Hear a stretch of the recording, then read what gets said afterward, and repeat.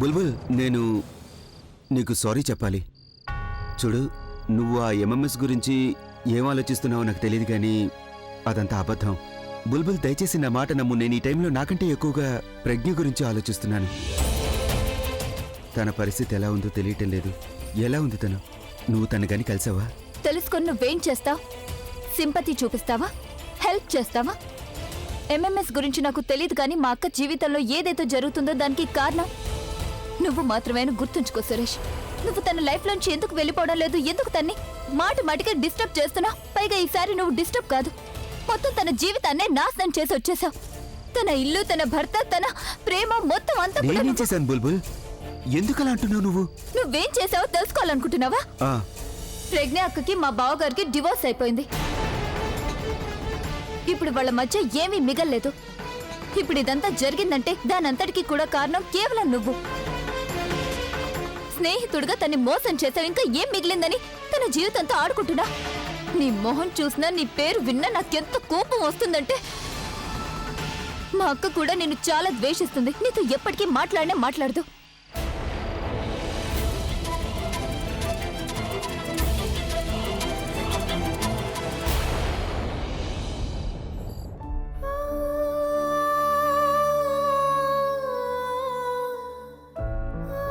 నేను పెళ్లి చేసుకోవడానికి సరే అన్నాను, కానీ నేను అసలు ఈ పెళ్లి ఎలా చేసుకోగలను? నేను ఈ పెళ్లి చేసుకోలేను. అయినా అసలు ఎందుకు ఇలా చేస్తున్నారు? నేను స్వయంగా ఆయన జీవితంలో నుండి వెళ్ళిపోతున్నాను కదా, మరి ఎందుకు నా జీవితం గురించి ఇలాంటి నిర్ణయం తీసుకుంటున్నారు? నేను ఏదో ఒకటి చెయ్యాలి. ఈ పెళ్లి ఆ ట్రాక్ రెడీగా ఉంది నా యూఎస్బీలో. ఈరోజు సాయంత్రానికల్లా అందజేస్తాను.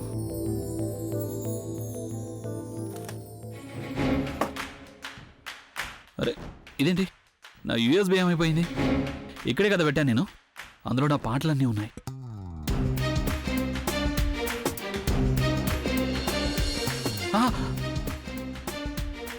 వాట్ ఇస్ ఇది? నా పిల్లో యూఎస్బీ కాదు.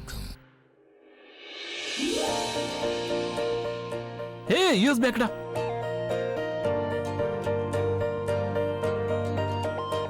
అయినా దీన్ని ఇక్కడ ఎవరు పెట్టారు? ఇది అక్కడ ఉండాలి కదా. మీరే దాన్ని అక్కడ పెట్టి మర్చిపోయారు. నేనున్నప్పుడే ఏది దొరకడం లేదు. నేను వెళ్ళిన తర్వాత ఏం చేస్తారో అర్థం కావడం లేదు. నేను నీకు చెప్పాను కదా, వెళ్లే లోపు నువ్వు ఒక లిస్ట్ తయారు చేసి పెట్టు అని. కానీ వెళ్లే ముందు కూడా నువ్వు నన్ను ప్రాబ్లమ్స్ లోనే చూడాలనుకున్నావు. I know it. ఏదో నేను రాకముందు అన్ని ఈజీగా దొరికేవన్నట్టుగా మాట్లాడుతున్నారు. Ya, you are right. నా హెడ్ ఫోన్స్ ఎక్కడున్నాయి అసలు? నా హెడ్ ఫోన్స్ ఎక్కడా? నా హెడ్ ఫోన్స్ కనిపించట్లేదేంటి? నీ కళ్ళు కనిపించట్లేదా? మీ కళ్ళు కనిపించడం లేదా? వస్తువులు కళ్ళ ముందే ఉంటాయి, కానీ వాటి గురించి వెతుకుతారు.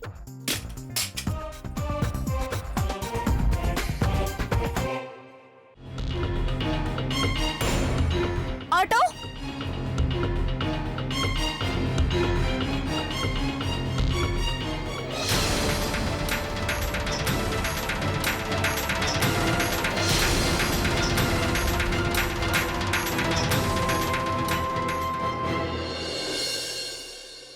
ఆయన ఇక్కడికి వచ్చి వెళ్ళిన తర్వాత అమ్మ, నానమ్మ, బుల్బుల్ అందరూ ఏమనుకుంటున్నారో తెలీదు. వాళ్ళకి అసలు నమ్మకం కూడా కలిగి ఉండదు నేను ఈ పెళ్లికి అంగీకరించాను అని. నాకు అర్థం కావడం లేదు లోపలికి వెళ్ళి వాళ్ళతో ఎలా మాట్లాడాలి అని. ముందు నేను సురేష్తో మాట్లాడాలి. అసలు తన ఈ పెళ్లికి ఎలా అంగీకరించాడు? తనకి చాలా బాగా తెలుసు నేను ఆయన్ని ఎంతగా ప్రేమిస్తున్నాను అని. అయినా అది కూడా తను నన్ను ఒక్క మాట కూడా అడగకుండా ఈ పెళ్లికి తను ఎలా అంగీకరించాడో తెలియడం లేదు. నేను ఈరోజు తనకి చెప్పి తీరాలి. ఏ మనిషినైతే నేను ఎంతగా ప్రేమించానో ఆయన గురించి తప్పించి నేను ఇంకెవ్వరి గురించి ఆలోచించలేను అని. బుల్బుల్, అసలు విషయం ఏంటి? నువ్వు ఎందుకు ఇంత కంగారుగా కనిపిస్తున్నావు? ప్రవీణ్, ప్రాబ్లమ్స్ మీద ప్రాబ్లమ్స్ వస్తూనే ఉన్నాయి. ఏం చేయాలో ఏం చేయకూడదో నాకేం అర్థం కావడం లేదు. బుల్బుల్, మళ్ళీ ఏం ప్రాబ్లం వచ్చింది? ముందు అదేంటో నాకు చెప్తావా లేదా? ప్రవీణ్, అది అభిబావ్ గారు. బుల్బుల్, తనకేమైంది? ప్రవీణ్, అభిబావ్ గారు ప్రజ్ఞ అక్కకి మరొక పెళ్లి చేయాలనుకుంటున్నారు. వాట్? అది కూడా సురేష్తో. ప్రవీణ్, లేదు బుల్బుల్, అభి అలా చేయలేడు. ఆయన అలాగే చేస్తున్నారు ప్రవీణ్.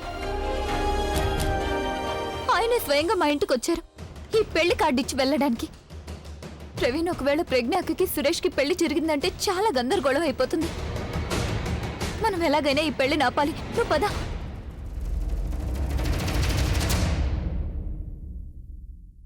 ఏం ఆలోచిస్తున్నావు ప్రవీణ్? పద, లేకపోతే లేట్ అయిపోతుంది. బుల్బుల్, ఇప్పటికే లేట్ అయిపోయింది. నాకు అభి గురించి చాలా బాగా తెలుసు, తను ఎంత మొండివాడో అని. తను ఏదైనా ఒకసారి నిర్ణయించుకున్నాడు అంటే అది చేసే వరకు నిద్రపోడు. తను ఎలాంటి వాడు అంటే తన పంతం కోసం తనని తాను నాశనం చేసుకోవడానికి కూడా ఆలోచించడం. నీకు నేను చెప్పేది అర్థం కావట్లేదు.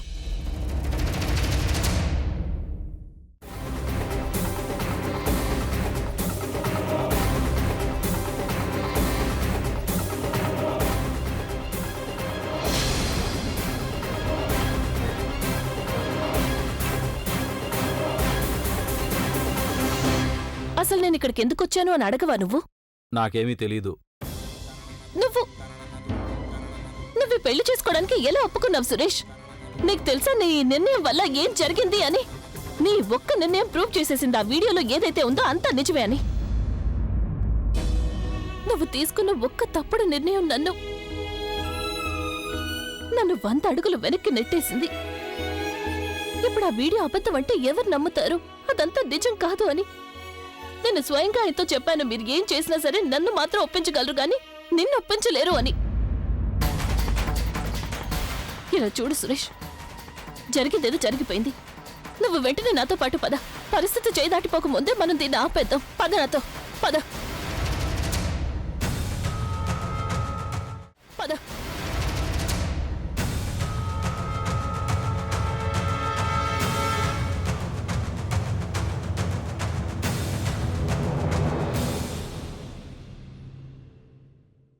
ఇప్పుడు నేను వెనకడుగు వేసే అవకాశం లేదు.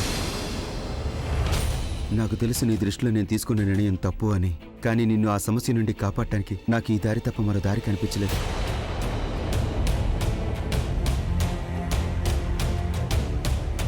బుల్బుల్ యాక్చువల్గా నిజం చెబుతుంది. నీ ప్రతి సమస్యకి, నీ ప్రతి కష్టానికి నేనే కారణం. ఈరోజు నువ్వు ఈ పరిస్థితిలో ఉన్నావంటే దానికి కూడా నేనే కారణం. అందుకే ఒక స్నేహితుడిగా ఇది నా బాధ్యత అనుకుంటున్నాను. చూడు ప్రజ్ఞ, ఇంతకు ముందు ఒకసారి నేను నీ మనసు చాలా బాధ పెట్టాను. దానికి ఈ రోజుకి నన్ను నేను క్షమించుకోలేదు. ఈ నిర్ణయం తీసుకుని నేను జీవితాంతం నీ ద్వేషాన్ని భరించగలను. కానీ ఆ మనిషి దగ్గర మాత్రం నమ్మకంగా నిన్ను వదలలేను. ఆ మనిషి నీ గురించి ఆలోచించటం లేదు, నిన్ను గౌరవించటం లేదు.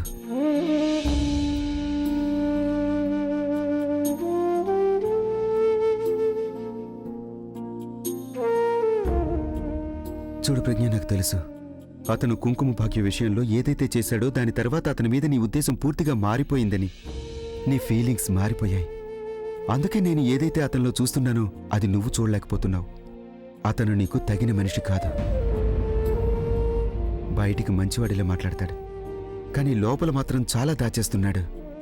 ఈ పెళ్లి చేసుకోవడానికి అతను నన్ను ఒత్తిడి చేసినట్టే నిన్ను కూడా ఒత్తిడి చేసుంటాడు.